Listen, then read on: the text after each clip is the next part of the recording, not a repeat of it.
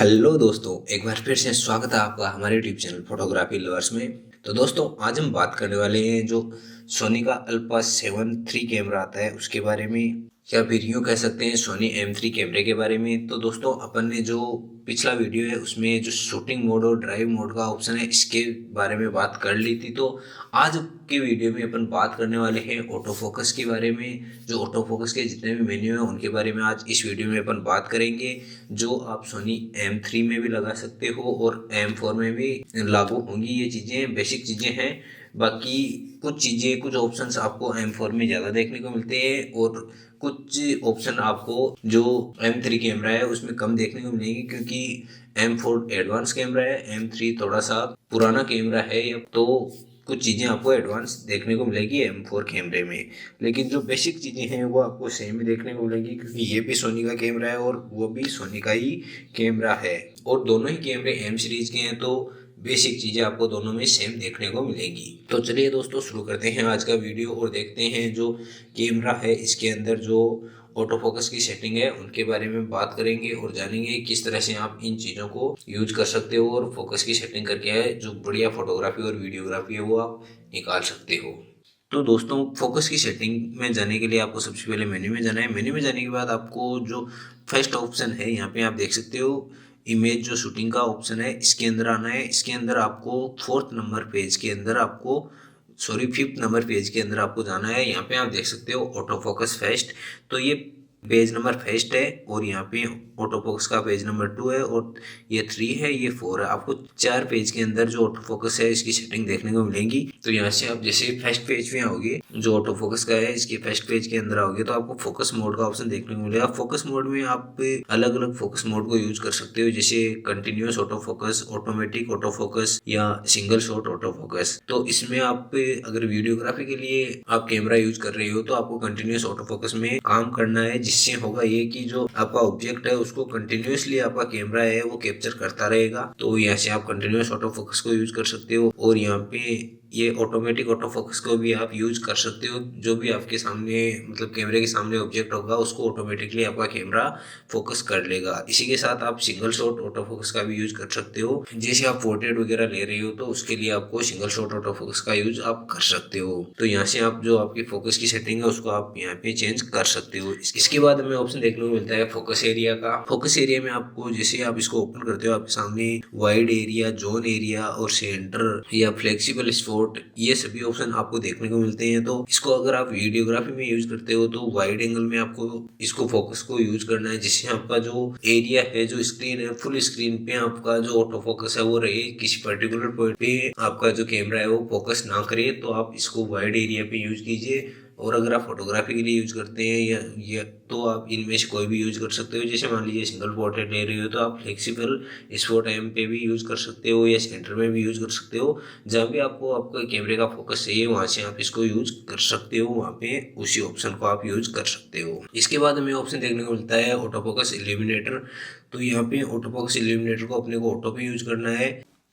इसके बाद हमें ऑप्शन देखने को मिलता है face I auto focus set. तो ये बड़ा यूजफुल लगा मेरे को इस कैमरे के अंदर। जो सोनी की एम सीरीज आई है या अल्फा सीरीज है इसके अंदर ये सबसे बेस्ट ऑप्शन मेरे को देखने को मिला। इसमें अगर आप वीडियोग्राफी के लिए कैमरे को यूज करते हो तो भी ये बड़ा यूजफुल है, और अगर फोटोग्राफी के लिए यूज करते हो तो ये बहुत ही ज्यादा यूजफुल है। तो इसमें होता ये है कि अगर आपका कोई सब्जेक्ट है उसको आपने फोकस कर रखा है, अगर उसकी आईज बंद है तो उस कंडीशन में उस सब्जेक्ट की ये फोटो क्लिक नहीं करेगा। जैसे मैंने यहाँ पे इसको ऑन कर रखा है, इसमें जो सबसे ऊपर है face I pretty in auto focus, तो इसको अपन को ऑन रखना है। इसके बाद हमें इसमें ऑप्शन देखने को मिलता है जैसे सब्जेक्ट डिटेक्शन। तो इसमें अपन अलग अलग एनिमल और ह्यूमन दोनों यूज कर सकते हैं। तो आपको ह्यूमन पे रखना है, अदरवाइज ये कैमरा है वो एनिमल को डिटेक्ट करेगा और उसकी आईज क्लोज होने पे ये फोटो क्लिक नहीं करेगा, ह्यूमन की आईज पे इसको फोकस नहीं करेगा।